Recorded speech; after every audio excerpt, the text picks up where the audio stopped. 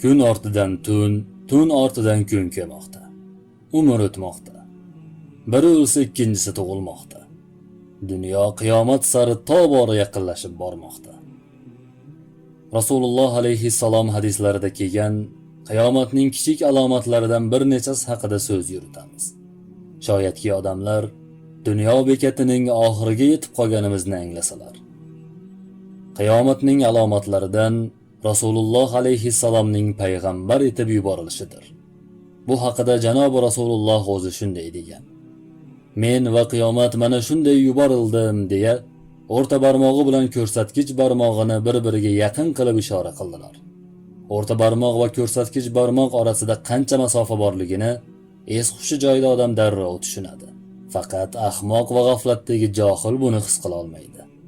Qiyomatning alomatlaridan payg'ambarimiz sollallohu alayhi va sallamning vafot etishlaridir. Bu haqida o'zi shunday deganlar: "Qiyomat oldidan 6 ta narsani sana. Bularning birinchisi mening o'limimdir" dedilar.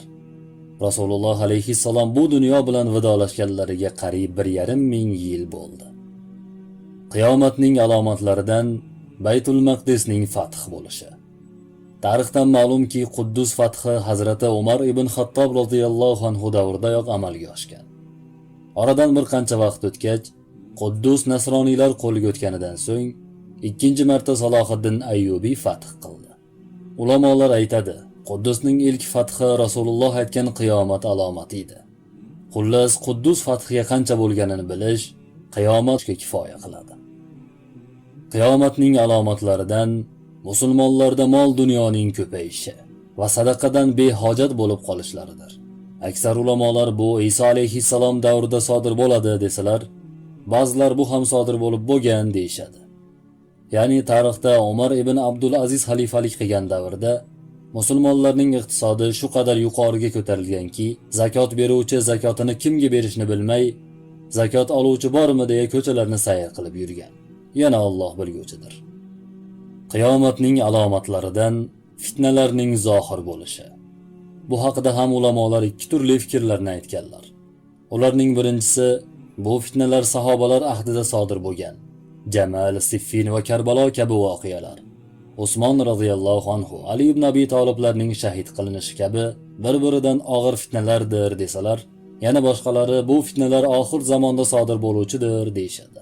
Zinoning ko'payishi, musulmonlar halol haromni puflamay yeydigan bo'lib ketishi.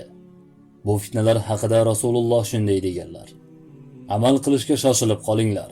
Qorong'u kechaning zulmati kabi fitnalar yaqinlashmoqda. Unda bir kishi mu'min bo'lib tong orttirib, kofir bo'lgan holda kech kirgizadi. Yana bir kishi kofir bo'lib tong orttirib, mu'min bo'lib kech kirgizadi. Kishi dinini dunyoning arzimas matosiga sotib yuboradi" deb ogohlantirdilar. Qiyomatning alomatlaridan yolg'onchi payg'ambarlarning avvali Rasululloh tiriklik chog'idayoq sodir bo'lgan.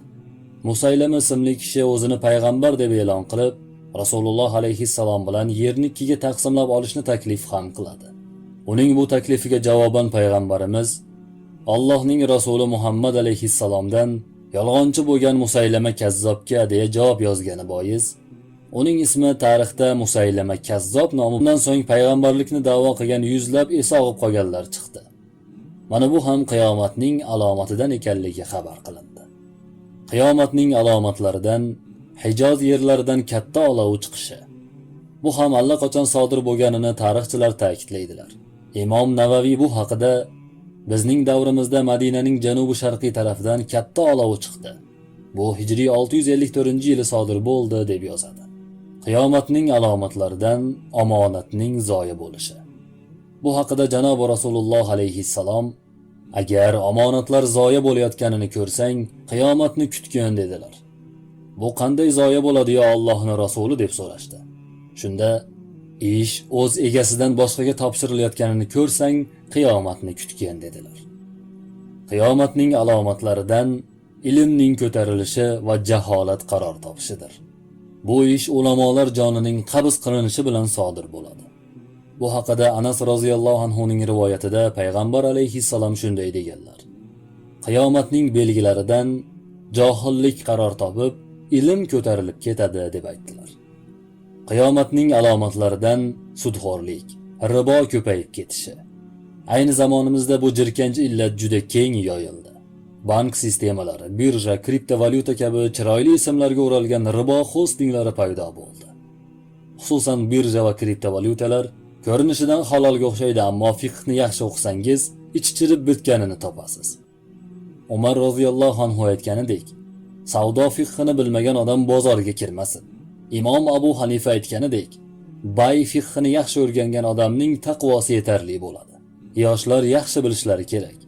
Dunyo ahkomlarida jinoyat sanalmagan ishning hammasi halol degani emas. Musulmon odam dunyo ahkomlaridan tashqari shariat qonunlariga ham qarashi lozimdir. Qiyomatning alomatlaridan xamir, ichkilikning ko'payishi. Bu haqida Rasululloh bir necha hadislarda ta'kidlaganlar. Mast qiluvchi ichimliklar dunyo bo'ylab bir kunda necha tonnalab ichilish statistikasini internetdan ko'ring. Ana shunda qiyomat naqadar yaqin qolganini tushunib yetasiz. Qiyomatning alomatlaridan zilzila ko'payishi. Hozirda butun dunyo bo'ylab zilzilalar ko'p bo'layotgani hech kimga sir emas. Tabiiy ofatlar qiyomatning kichik alomatlaridandir. Qiyomatning alomatlaridan kiyim kiygan yalang'ochlar ko'payishi. Qiyomat yaqinlashganida ayollar kiyimlar kiyadilar, ammo u kiyimlari avratlarini yopish uchun bo'lmaydi. Payg'ambar alayhissalom hadislarida qiyomatga yaqin ummatlarimdan erkaklar bo'ladi. Ular markablarini minib masjid eshiklari oldiga to'xtaydilar. Ularning ayollari kiyimli yalang'ochlar bo'ladi.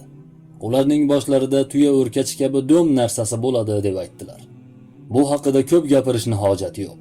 Chunki ayollarning kiyimida sodir bo'layotgan fitnalarni es-hushi joyida odam yaxshi bilib turibdi. Qiyomatning alomatlaridan arab sahrolari ko'kalamzor bo'lishi va anhorlar qaytishi.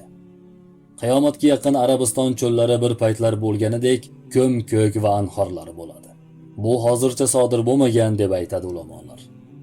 Qiyomatning alomatlaridan sahroyi, badaviy bo'lgan qo'y boqar arablarga dunyo eshiklari ochilishi va ular uy qurishda bir-birlari bilan musobaqa qilishlari. Bu haqida janobi payg'ambarimiz shunday deydi: Sahro odamlari bo'lgan arablarga va ularga o'xshagan faqir muhtojlarga dunyo ochilib ketadi. Ular uy qurishda o'zlarini ko'rsatishadi. Bilaman, buni gapirishga hojat yo'q. Chunki dunyoda eng go'zal osmono'par shaharlar qurish reytingini hozir arablar boshqarayotganini bilish kifoya qiladi. Qiyomatning kichik alomatlari sekin-sekin vaqti bilan sodir bo'lib boradi. Lekin ushbu kichik alomatlari deyarli sodir bo'lib bo'lganini aksar ulamolar ta'kidlaydilar. Oldinda faqat 10 ta katta alomatlar qolganini aytadilar. Agar bularning bittasi sodir bo'lsa, qolganlari ham xuddi uzilgan marjon birin-ketin sochilib ketganidek, birin-ketin sodir bo'lib boradi. Bunda esa tavba eshiklari yopib qo'yiladi.